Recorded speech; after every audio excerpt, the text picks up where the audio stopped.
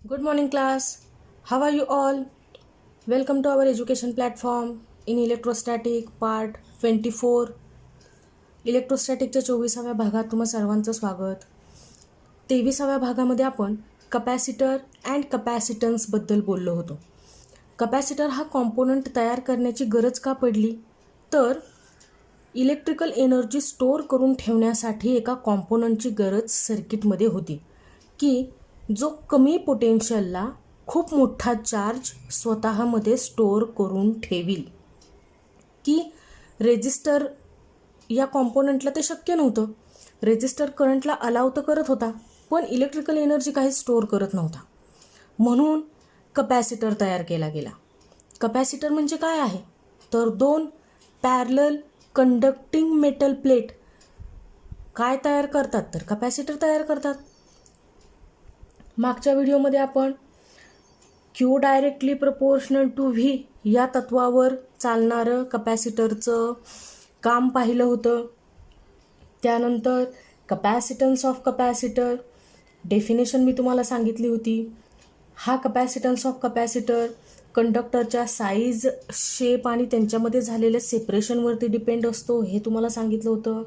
कपॅसिटन्सचं SI unit farad आहे, की जे कुलम पर व्होल्ट युनिटच आपण फॅरॅड म्हणून काय करतोय, तर पॉप्युलरली यूज्ड करतोय. त्यानंतर आपण कपॅसिटन्सचं डायमेन्शनल फॉर्म्युला बघितला होता. कपॅसिटन्स 1 फॅरॅड कधी असतो हेही मी तुम्हाला मागच्या व्हिडिओमध्ये सांगितलं होतं. आज आपल्याला शिकायचं आहे प्रिन्सिपल ऑफ कपॅसिटर, की हे प्रिन्सिपल तुम्हाला सांगणार आहे की कपॅसिटरच्या त्या सिस्टीममध्ये कपॅसिटरच्या एका प्लेटची चार्ज स्टोरिंग कपॅसिटी कशी इन्क्रीज केली जाते, ते तुम्हाला आजच्या ह्या व्हिडिओमध्ये समजेल. ठीक आहे. कपॅसिटरचं प्रिन्सिपल समजून घेण्यासाठी बघा, मी बोर्डवर कपॅसिटरची 1 नंबरची प्लेट ड्रॉ करते.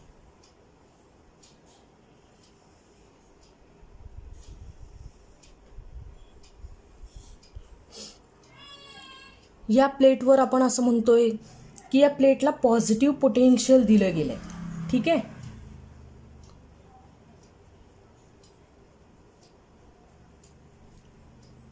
म्हणजे या प्लेटवर सगळीकडं काय असणार आहे, तर पॉझिटिव्ह चार्ज स्प्रेड झालेले असणार आहेत. या प्लेटच्या सरफेसवर पॉझिटिव्ह चार्जचं युनिफॉर्म डिस्ट्रीब्युशन झालेलं असणार आहे. ज्यावेळेस आपण असं म्हणतोय की काहीतरी चार्ज आपण ह्या प्लेटला दिलेला आहे. टोटल चार्ज या प्लेटवरती असलेला आहे प्लस क्यू, कॅपिटल क्यूने आपण तो रिप्रेझेंट करूयात. प्लेटला मी म्हणते ही आहे प्लेट P1. या प्लेटचा जो एरिया आहे त्याला आपण म्हणूयात कॅपिटल A. ठीक आहे. म्हणजे काय झालं, तर let's consider a metal plate P1 having area A. एक P1 मेटल प्लेट आपण कन्सिडर केली की जिचा एरिया होता A. Let some positive charge plus Q be given to this plate. Plus Q इतका पॉझिटिव्ह चार्ज आपण काय केला, या प्लेटला दिलेला. Let its potential be V. ह्या पॉझिटिव्ह चार्जेसच्या या प्लेटवर डिस्ट्रीब्यूट होण्यामुळं काय झालं, तर या प्लेटला काहीतरी पोटेन्शियल मिळालं. या प्लेटचं पोटेन्शियल आहे व्ही. इतकं पोटेन्शियल या प्लेटने ॲक्वायर केलं. कशामुळं, तर या प्लेटवरती कुणाचं डिस्ट्रीब्युशन झालेलं आहे, तर पॉझिटिव्ह चार्जचं डिस्ट्रीब्युशन झालेलं असल्यामुळं. ठीक आहे. Then its capacity is given by. मग आता जर आपल्याला कुणीतरी सांगितलं की ह्या प्लेटची कपॅसिटी लिहा, तर आपल्याला कपॅसिटन्स ऑफ कपॅसिटरसाठीचा फॉर्म्युला माहीत आहे, C = Q/V. आपण आपल्या ह्या प्लेटसाठीचा फॉर्म्युला लिहित असताना प्लेट नंबर 1 साठीची कपॅसिटी लिहितोय, म्हणून मी याला लिहिते C1 ने. मग फॉर्म्युला काय तयार झाला, या प्लेटच्या कपॅसिटीसाठीचा, कपॅसिटी म्हणजे चार्ज स्टोरिंग कपॅसिटी, की ही P1 नावाची जी प्लेट आहे ती स्वतःच्या बॉडीवर जास्तीत जास्त किती चार्ज स्टोअर करून ठेवू शकते, ती म्हणजे त्या प्लेटची काय झाली, कपॅसिटी झाली. मग कपॅसिटी किती आहे, तर Q/V आहे. व्ही त्या प्लेटचं पोटेन्शियल आहे आणि क्यू म्हणजे या प्लेटवर जो डिस्ट्रीब्यूट झालेला चार्ज आहे तो टोटल चार्ज Q/V म्हणजेच काय आहे, त्या प्लेट P1ची कपॅसिटी आहे. इथंपर्यंत आलंय लक्षात. आता कपॅसिटर काही एका प्लेटपासून तयार नाही झालेला, दुसऱ्या प्लेटची सुद्धा गरज आहे, जी प्लेट या पहिल्या प्लेटला पॅरलली प्लेस केली जाईल. ठीक आहे. मग आता इथं मी दुसरी प्लेट ड्रॉ करते. ही दुसरी प्लेट, या प्लेटला आपण P2 ने रिप्रेझेंट करूयात. P2 ही दुसरी प्लेट आहे. बघा आता होतंय काय, तर प्लेट P1 वरचा पॉझिटिव्ह चार्ज P2 वर निगेटिव्ह चार्ज इंड्यूस्ड करतो. प्लेट P1 वर किती चार्जेस आहेत की जे पॉझिटिव्ह आहेत? 1 2 3 4 5 6 7 8 9 10 चार्जेस आहेत. याचा अर्थ प्लेट P1 10 निगेटिव्ह चार्जेस कुठं तयार करील? तर प्लेट P2 वर तयार करेल.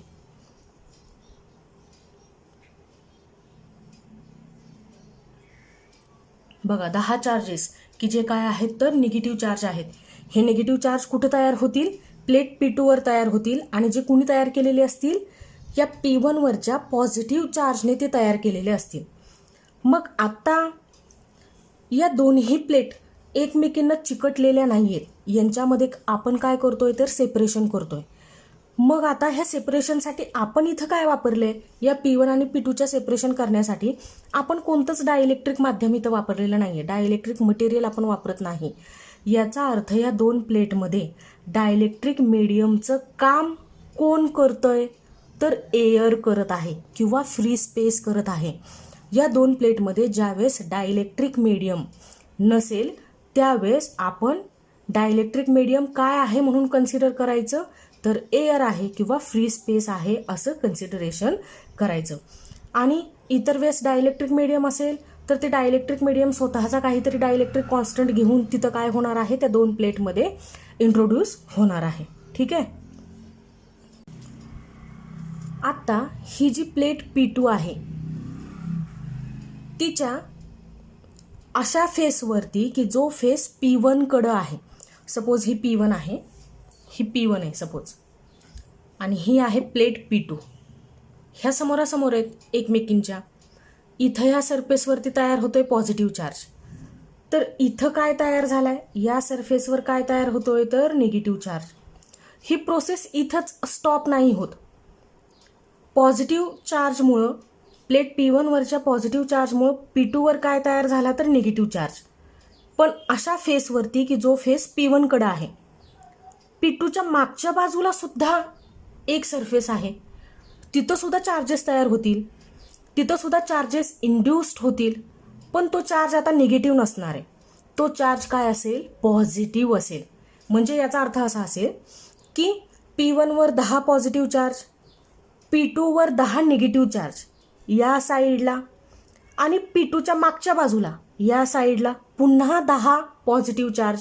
तुम्ही अजून एक प्लेट घेतली तर त्या प्लेटच्या अलीकडच्या सरफेसवरती पुन्हा 10 निगेटिव्ह चार्ज, त्या प्लेटच्या मागील बाजूच्या सरफेसवरती पुन्हा 10 पॉझिटिव्ह चार्ज.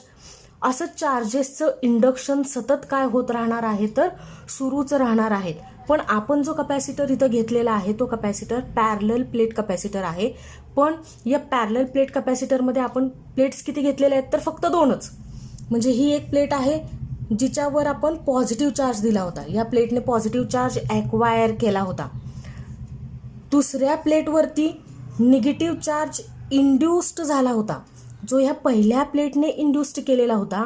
आणि या दुसऱ्या प्लेटच्या दुसऱ्या बाजूला मागील बाजूला पुन्हा काय तयार होत होता तर याच्या विरुद्ध, निगेटिव्हच्या विरुद्ध पॉझिटिव्ह चार्ज काय होत होता? इंड्यूस्ड होत होता. आता ह्या निगेटिव्ह आणि पॉझिटिव्ह चार्जच्या इंडक्शनमुळं किंवा इंड्यूस्ड होण्यामुळं होतं काय तर ही आहे प्लेट P1, ही आहे प्लेट P2. या निगेटिव्ह चार्जमुळं, या प्लेटवरच्या निगेटिव्ह चार्जमुळं P1 या प्लेटचं पोटेन्शियल कमी होतं. बघा मी काय म्हणते, P2 वरच्या या निगेटिव्ह चार्जेसच्या एक्झिस्टन्समुळं, इथं हे निगेटिव्ह चार्ज इंड्यूस्ड झाल्यामुळं P1चं पोटेन्शियल रिड्यूस्ड होतं, कमी होतं. पहिल्या प्लेटचं पोटेन्शियल कमी होतं, पण इथं दुसऱ्या बाजूला पुन्हा पॉझिटिव्ह चार्ज दिसतोय. या पॉझिटिव्ह चार्जमुळे पुन्हा ह्या P1चं पोटेन्शियल काय होतं तर रेज होतं. आणि ही प्रोसेस अशीच काय होत राहते त्या प्लेट्स बरोबर सुरूच राहते. बघा P2च्या अलीकडच्या बाजूला काय तयार झाले निगेटिव्ह चार्ज इंड्युस्ड झालेत, तयार झालेत म्हणजे मला म्हणायचं की इंड्युस्ड झालेत. आणि मागच्या बाजूला काय तयार झालेत तर पुन्हा पॉझिटिव्ह चार्ज तयार झालेत. ठीक आहे. आणि अजून एक प्लेट तुम्ही इथं घेतली P3, P4, P5, P6, तर ही प्रोसेस काय होणार आहे तर सुरूच राहणार आहे. मग आपल्याला करायचंय काय, एका चार्जेसमुळं या निगेटिव्ह चार्जेसमुळं P1चं पोटेन्शियल कमी होतंय आणि पॉझिटिव्ह चार्जेसमुळं P1चं पोटेन्शियल काय होतंय तर वाढतंय. मला करायचंय काय, मला इंटरेस्ट आहे P1ची जी कपॅसिटी आहे, चार्ज स्टोरिंग कपॅसिटी, ती मला काय करायची, वाढवायची आहे. पण त्याच वेळेस पोटेन्शियल सुद्धा काय असायला पाहिजे, कमी असायला पाहिजे. म्हणून मग आपण काय करतोय तर ही जी प्लेट P2 आहे ती काय करून टाकतोय, ग्राउंड करून टाकतोय. म्हणजे तिला काय करतोय, अर्थ करतोय. अर्थिंगमुळं होईल काय, P2वर तयार होणारा, P2च्या ह्या फर्दर साईडवर तयार होणारा जो फ्री पॉझिटिव्ह चार्ज आहे त्याचं काय होऊन जाईल, अर्थिंग होऊन जाईल. अर्थिंग होऊन जाईल म्हणजे हा पॉझिटिव्ह चार्ज अट्रॅक्ट होईल टुवर्ड्स अर्थ. ठीक आहे. मग आता P2वरती फक्त एकच प्रकारचा चार्ज राहिला आणि तो म्हणजे निगेटिव्ह चार्ज. इथं दिसतंय, तो म्हणजे काय आहे तर निगेटिव्ह चार्ज. म्हणजे P1वरती आता सिच्युएशन काय तयार झाली, पॉझिटिव्ह चार्ज आहे आणि P2च्या एका बाजूला काय आहे, निगेटिव्ह चार्ज आहे. P2च्या दुसऱ्या बाजूला कोणताही चार्ज नाही कारण त्याचं अर्थिंग झालेलं आहे. पॅरलल प्लेट कपॅसिटरचा सिम्बॉल असा ड्रॉ केला जातो. एका प्लेटवरती पॉझिटिव्ह चार्जेस, दुसऱ्या प्लेटच्या आतल्या बाजूला निगेटिव्ह चार्जेस ड्रॉ करायचे. ठीक आहे. या पॉझिटिव्ह चार्जेसच्या समोरच हे निगेटिव्ह चार्ज ड्रॉ करायचे. म्हणजे आपल्याला डायग्राममधून सुद्धा असं सांगता येतं की बरोबर ह्या पॉझिटिव्ह चार्जने कुणाला इंड्युस्ड केलं आहे तर ह्या निगेटिव्ह चार्जला इंड्युस्ड केलेलं आहे. ठीक आहे. दुसऱ्या बाजूला काय दाखवायचा, पॉझिटिव्ह चार्ज दाखवायचा. नंतर दुसऱ्या एका डायग्राममध्ये आपण असं पण शो करू शकतोय, कपॅसिटरच्या सिम्बॉलमध्ये आपण असं शो करू शकतोय की या फ्री पॉझिटिव्ह चार्जेसचं ग्राउंडिंग झालंय. म्हणजे ते अर्थकडे ते फ्री पॉझिटिव्ह चार्ज अट्रॅक्ट केले गेले. ते मी कसं ड्रॉ करील बघा, प्लेट P1 ड्रॉ करील, प्लेट P2 ड्रॉ करील. मी हे 4 पॉझिटिव्ह आणि 4 निगेटिव्ह चार्जेस दाखवते, तुम्ही जास्त दाखवले तरी सुद्धा चालणार आहे. आणि इथं ज्यावेळेस चार्ज ग्राउंड झालेला आहे असं मी म्हणतेय, त्यावेळेस मात्र ह्या प्लेट P2च्या दुसऱ्या बाजूला पॉझिटिव्ह चार्ज शो करायचा नाही, दाखवायचा नाही. त्यांचं ग्राउंडिंग झालं ना, म्हणजे तो आता ह्या प्लेटवरती प्रेझेंट नसेल, जसा की तो इथं प्रेझेंट असलेला दिसतोय तुम्हाला. ही आहे प्लेट P1, ही आहे प्लेट P2, प्लेट P1 आणि प्लेट P2. पण P2वर जो असलेला पॉझिटिव्ह चार्ज आहे तो काय झालेला आहे तर ग्राउंड झालेला आहे. अशा प्रकारे आपण कपॅसिटरचा सिम्बॉल सर्किटमध्ये दाखवू शकतोय. ठीक आहे. तुम्हाला कळलंय काय झालंय आता. आता फक्त 2 प्रकारचे चार्जेस 2 वेगवेगळ्या प्लेटवरती शिल्लक राहिलेले आपल्याला दिसत आहेत. प्लेट P1 वर आहे पॉझिटिव्ह चार्ज आणि प्लेट P2 वर आहे निगेटिव्ह चार्ज. बघा, आता पुन्हा दुरुस्त करून डायग्राम ड्रॉ करूयात की ज्यावेळेस फ्री पॉझिटिव्ह चार्जेसचं काय झालेलं आहे, अर्थिंग झालेलं आहे, ते अर्थला निघून गेलेले आहेत. अशा सिच्युएशनमध्ये बघा काय होईल,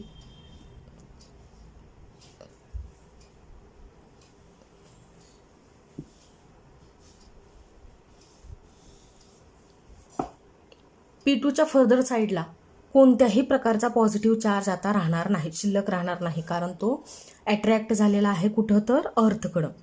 मग आता प्लेट P2 वरचा निगेटिव्ह चार्ज आणि प्लेट P1 वरचा पॉझिटिव्ह चार्ज यांच्यामध्ये बॉन्डिंग होतं आणि बाउंड चार्जेस तयार होतात. ठीक आहे. एक पॉझिटिव्ह चार्ज आहे, एक निगेटिव्ह चार्जेस आहेत आणि त्यांनी काय तयार केलेले आहेत तर बाउंड तयार केलेले आहेत आणि त्यांचं काय तयार झालेलं आहे तर बाउंडिंग चार्जेस तयार झालेले आहेत. बाउंडिंग चार्जेसमुळे होईल काय तर प्लेट P1चं पोटेन्शियल हे खूप मोठ्या प्रमाणामध्ये डिक्रीज होईल. प्लेट P2 वर जे निगेटिव्ह चार्ज इंड्युस्ड झालेले आहेत त्या निगेटिव्ह चार्जेसमुळं P2चं पोटेन्शियल होईल -V. इलेक्ट्रिक पोटेन्शियल हा कॉन्सेप्ट शिकवत असताना तुम्हाला मी सांगितलं होतं की पॉझिटिव्ह चार्जमुळे जे इलेक्ट्रिक पोटेन्शियल तयार होतं ते पॉझिटिव्ह पोटेन्शियल असतं, निगेटिव्ह चार्जेसमुळं जे इलेक्ट्रिक पोटेन्शियल तयार होतं ते निगेटिव्ह पोटेन्शियल असतं. आठवलं का तुम्हाला. मग आता P2 वरती जे इंड्युस्ड झालेले चार्जेस आहेत त्यांचं नेचर हे निगेटिव्ह आहे, म्हणून प्लेट P2चं पोटेन्शियल काय असेल तर -V असेल. प्लेट P1 वर पॉझिटिव्ह चार्जेस आहेत म्हणून प्लेट P1चं पोटेन्शियल काय असणार आहे प्लस व्ही असं असणार आहे किंवा आपण प्लस व्हीने ते रिप्रेझेंट करणार आहोत. कळलंय आता. बाउंड चार्जेसमुळे काय होतं, प्लेट P2चं पोटेन्शियल काय होऊन जाणार आहे तर कमी होऊन जाणार आहे. म्हणजे बघा आपण चार्ज कोणाला दिलेला आहे फक्त आणि फक्त प्लेट P1 वरती दिलेला आहे. P2 वर निगेटिव्ह चार्ज इंड्युस्ड झालेला आहे की जो निगेटिव्ह आहे म्हणून पोटेन्शियल निगेटिव्ह आहे आणि त्याच्या निगेटिव्ह पोटेन्शियलमुळं प्लेट P1चं जे टोटल किंवा नेट पोटेन्शियल आहे ते काय होणार आहे तर डिक्रीज होणार आहे, कमी होणार आहे. मग आपण लिहिणार कसं बरं हे प्लेट P1चं पोटेन्शियल, तर V2 ने लिहितोय. प्लेट P2चं पोटेन्शियल आहे ना म्हणून त्याला रिप्रेझेंट करत असताना V2 ने रिप्रेझेंट करूयात आणि प्लेट P1चं पोटेन्शियल आहे म्हणून त्याला रिप्रेझेंट करत असताना V1 ने रिप्रेझेंट करूयात. पण मग निगेटिव्ह चार्जमुळे हा काय होणार आहे तर -V2 आणि प्लेट P1 वरच्या पॉझिटिव्ह चार्जेसमुळे हा काय होणार आहे तर +V1. ठीक आहे. प्लेट P1ची जी कपॅसिटी आहे ती आता मी पुन्हा लिहिते. बाउंड चार्जेस तयार झाल्यानंतर कपॅसिटी ऑफ कपॅसिटरचा फॉर्म्युला तुम्हाला माहिती आहे Q/V. पण आता इथं सिस्टीम अशी तयार झाली की इथं एक प्लेट नाही आहे, इथं दुसरी सुद्धा प्लेट आहे. पहिल्या प्लेटमुळे दुसऱ्या प्लेटवर निगेटिव्ह चार्जेसचं इंडक्शन झालेलं आहे आणि त्यांच्या इंडक्शनमुळे बाउंड चार्जेस तयार झाले आणि बाउंड चार्जेसमुळे P1चं पोटेन्शियल काय झालेलं आहे तर कमी झालेलं आहे. मग मी हे लिहू कसं फॉर्म्युल्यामध्ये तर या दोन प्लेटमधलं जे टोटल पोटेन्शियल आहे ते मला इथं फॉर्म्युल्यामध्ये लिहावं लागणार आहे आणि ते टोटल पोटेन्शियल किती असेल बरं, हे बदललेलं पोटेन्शियल आहे. प्लेट P1ची जी कपॅसिटी आहे ती आपण C1 ने रिप्रेझेंट केली होती. आता हे पोटेन्शियल बदलतंय त्याच्यामुळं नंतरची नवीन जी कपॅसिटी आहे ती आपण C2 ने रिप्रेझेंट करूयात. Q हा टोटल चार्ज आहे, आपल्या सिस्टीमचा टोटल चार्ज Q ने आपण रिप्रेझेंट करतोय आणि जी पोटेन्शियल आहे, पोटेन्शियल नावाची जी क्वांटिटी आहे ती मात्र आता आपल्याला अशी रिप्रेझेंट करावी लागणार आहे +V1 - V2. इथं +V1 लिहिण्याची गरज नाही, आपण असं सुद्धा लिहू शकतो C2 = Q/V1 - V2. बघा पहिली जी कपॅसिटी होती ती आपण अशी लिहिली होती, फक्त प्लेट P1 होती, P2 प्लेस केलेली नव्हती. फक्त P1 वरच आपण काय केलं होतं चार्जेसचं डिस्ट्रीब्युशन केलं होतं किंवा आपण असं पण म्हणू शकतो की P1 ने हा पॉझिटिव्ह चार्ज काय केला होता ॲक्वायर केला होता. त्यावेळेस P1ची कपॅसिटी आपण अशी लिहिली होती C1 = Q/V1. ठीक आहे. मग आता बदललेली कपॅसिटी ज्यावेळेस दुसरी प्लेट प्लेस केली गेली, दुसऱ्या प्लेटवरती निगेटिव्ह चार्जेस आहेत, त्यावेळेची कपॅसिटी C2 = Q/V1 - V2. इथं बघा डिनॉमिनेटरची जी टर्म आहे ती काय झालेली आहे आता कमी झालेली आहे, स्मॉल झालेली आहे. का तर इथं तुम्हाला काय दिसतंय सबस्ट्रॅक्शन दिसतंय. इथं फक्त प्लेट P1चं पोटेन्शियल होतं V1, पण इथं आता डिनॉमिनेटरमध्ये दुसऱ्या प्लेटचं पोटेन्शियल V1 मधून काय झालेलं दिसतंय सबस्ट्रॅक्ट झालेलं दिसतंय आणि हे सबस्ट्रॅक्शन तुम्हाला सांगत आहे की त्या प्लेटमधलं जे पोटेन्शियल आहे ते काय झालेलं आहे डिक्रीज झालेलं आहे. म्हणजे आता डिनॉमिनेटरचा जो काही कंटेंट आहे तो जर आता कमी झाला, डिजिटमध्ये जर ती संख्या छोटी राहिली तर C2 काय होणार आहे मोठा येणार आहे. बरोबर आहे ना. म्हणजे C1 आणि C2 मधलं जर रिलेशन आता आपल्याला लिहायला सांगितलं ह्या सबस्ट्रॅक्शन नंतर, तर मला असं लिहावं लागणार आहे C2 > C1. C2 हा C1 पेक्षा काय आहे तर मोठा आहे आणि हे कशामुळे झालं तर दुसऱ्या प्लेटच्या इथं असण्यामुळं झालं, बाउंड चार्जेसमुळं झालं. बाउंड चार्जेसमुळं कमी झालेल्या पोटेन्शियलमुळं हे शक्य झालं की जिथं पोटेन्शियलची जी अमाऊंट आहे ती डिजिटमध्ये मला काय दिसतीये कमी झालेली दिसतीये, डिक्रीज झालेली दिसतीये. म्हणजे आता आपण असं म्हणू शकतोय the capacity of a charge conductor increases if another uncharged conductor connected to earth is kept near it. म्हणजे आपण काय केलं तर या प्लेट P1ची कपॅसिटी काय केली वाढवली, इन्क्रीज केली. जी इन्क्रीज करण्यासाठी आपण कोणाचा वापर केला तर ह्या दुसऱ्या प्लेटचा वापर केला जी ह्या P1च्या समोर प्लेस केली गेली. P1मुळे ह्या प्लेटवरती काय तयार झाला तर निगेटिव्ह चार्ज तयार झाला, निगेटिव्ह चार्ज इंड्युस्ड झाला आणि त्या निगेटिव्ह चार्जेसने काय तयार केलं P1 बरोबर बाउंड चार्जेस तयार केले की ज्यामुळे ह्या प्लेट P2चं पोटेन्शियल काय झालं, कमी झालं. आपण का म्हणतोय, तर हे पोटेन्शियल लो झालं आणि मी त्याला रिप्रेझेंट कशाने करते, तर निगेटिव्ह पोटेन्शियल आहे म्हणून -V ने मी त्याला रिप्रेझेंट केलं. म्हणजे आता सिच्युएशन अशी तयार झाली की कपॅसिटी ऑफ कंडक्टर आहे किंवा कपॅसिटी ऑफ प्लेट P1 आहे. प्लेट P1 तर चेंज नाही झाला, सेम प्लेट आहे P1, तिच्यामध्ये आपण काही बदल नव्हता केला, फक्त दुसरी प्लेट आपण P1च्या समोर काय केली होती, तर प्लेस केली होती. मग ह्या सेम प्लेटची कपॅसिटी पोटेन्शियलची वजाबाकी झाल्यामुळं, पोटेन्शियलची सबस्ट्रॅक्शन झाल्यामुळं काय दिसतीये, तर तुम्हाला ही कपॅसिटी वाढलेली दिसतीये, इन्क्रीज झालेली दिसतीये. म्हणजे अशा पद्धतीने कपॅसिटर हा कॉम्पोनंट तयार करत असताना कमी पोटेन्शियलला, तुम्ही बघताय की इथं पोटेन्शियल काय झालं, कमी झालं, पण कपॅसिटी ऑफ कपॅसिटर मात्र काय दिसतीये, तर इन्क्रीज झालेली दिसतीये. खूप मोठे चार्जेस हँडलिंग करणं डेंजरस असतं की ज्यावेळेस charges directly proportional to potential आहे असं आपण म्हणतोय. Q directly proportional to V आहे. म्हणजे जर एखाद्या प्लेटवरचे चार्जेस वाढणार असतील तर त्या प्लेटचं पोटेन्शियल सुद्धा वाढतं. वाढलेलं पोटेन्शियल हँडलिंगसाठी डेंजरस आहे. अशा सिच्युएशनमध्ये की चार्जेस तर वाढतात आहे, एखाद्या कंडक्टरची किंवा एखाद्या प्लेटची किंवा एखाद्या कपॅसिटरची चार्ज स्टोरिंग कॅपॅसिटी तर वाढतीये, पण मात्र त्या सेम वेळेला मात्र असं होतंय की त्या प्लेटचं पोटेन्शियल मात्र काय होतंय, कमी होतंय, की जे हँडलिंगसाठी काय आहे, तर इझी आहे. आणि हे आपल्याला सहज शक्य करता येतं ज्यावेळेस आपण काय तयार करतोय, तर कपॅसिटर तयार करतोय. ठीक आहे. म्हणजे कपॅसिटरच्या कार्यामागचं तत्व हे आहे की लोअर पोटेन्शियलला charge storing capacity of conductor काय करायची, इन्क्रीज करायची. तुमच्या लक्षात येतंय का, ह्या सगळ्यांमुळे आता होणार काय आहे बघा. प्लेट P1 वर पॉझिटिव्ह चार्ज तयार होईल, तिला स्वतःचं काहीतरी पोटेन्शियल असेल. प्लेट P1च्या अपोजिट चार्ज इंड्यूस्ड होईल, की जो इंड्यूस्ड झाल्यामुळं ह्या सिस्टीमचं पोटेन्शियल काय होईल, तर डिक्रीज होईल.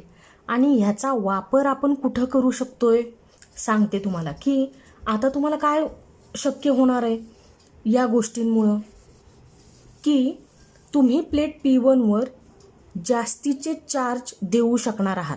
म्हणजे बघा इथं 10च चार्ज दिसत होते ना तुम्हाला, आता आपण चार्ज काय करूयात, वाढवूयात.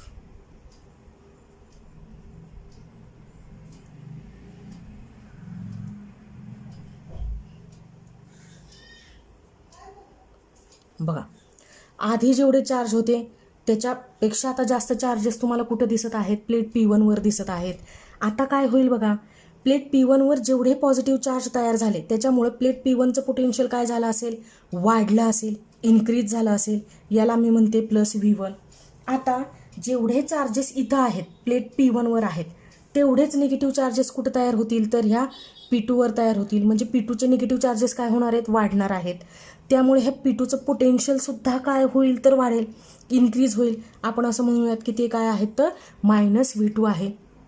जितके चार्जेस जास्त असतील तितकं ह्या प्लेट P2चं पोटेन्शियल काय असणार आहे, कमी असणार आहे.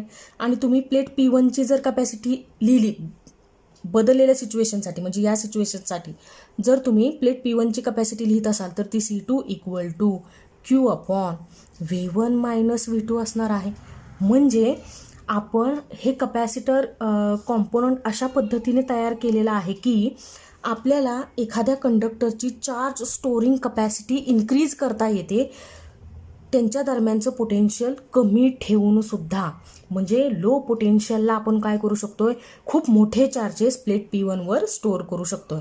बघा ना, प्लेट P2 वरचा चार्ज काय असेल, निगेटिव्ह असेल, आणि हा निगेटिव्ह असल्यामुळं तो प्लेट P1 वरच्या मोठ्या चार्जमधून किंवा पॉझिटिव्ह चार्जमधून तो काय होत राहणार आहे, सबस्ट्रॅक्ट होत राहणार आहे. का, तर पॉझिटिव्ह चार्जमुळे तयार होणारा तो जो इंड्यूस्ड चार्ज आहे, की तो इंड्यूस्ड चार्जचं पोटेन्शियल -V2 आहे. आपण असं म्हणतोय की प्लेट P1चं पोटेन्शियल इन्क्रीज होतोय, कशामुळं, तर त्या P1 वर असलेल्या पॉझिटिव्ह चार्जेसमुळं. पण तेवढेच निगेटिव्ह चार्ज P2 वर तयार होत आहेत ना, प्लेट P2 वर तयार होत आहेत, की ज्यामुळं प्लेट P2चं पोटेन्शियल आपण -V2 असं लिहितोय आणि ते कमी झालेलं, खूप कमी झालेलं पोटेन्शियल, जितके चार्जेस जास्त इंड्यूस्ड होतील निगेटिव्ह चार्जेस, तितकं जास्त त्या प्लेटचं पोटेन्शियल काय असणार आहे, निगेटिव्ह असणार आहे. आणि ते निगेटिव्ह पोटेन्शियल या प्लेट P1च्या जास्त पोटेन्शियलमधून काय होत राहणार आहे, सबस्ट्रॅक्ट होत राहणार आहे. म्हणजे सिस्टीमचं जे नेट पोटेन्शियल आहे ते नेहमीच काय राहील, कमी राहील.